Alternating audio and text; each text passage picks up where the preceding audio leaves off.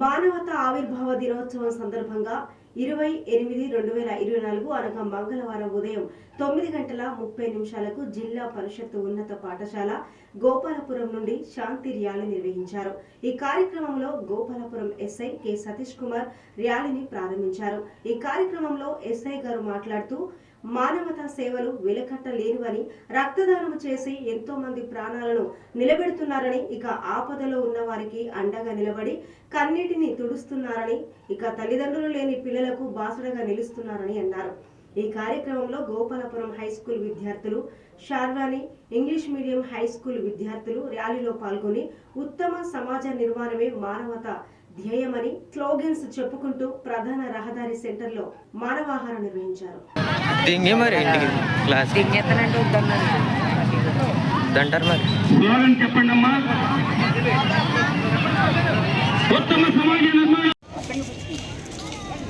Plastic వాడకాన్ని తగ్గించండి, పర్యావరణాన్ని కాపాడండి అని చెప్పండి. ప్లాస్టిక్ వాడకాన్ని తగ్గించండి,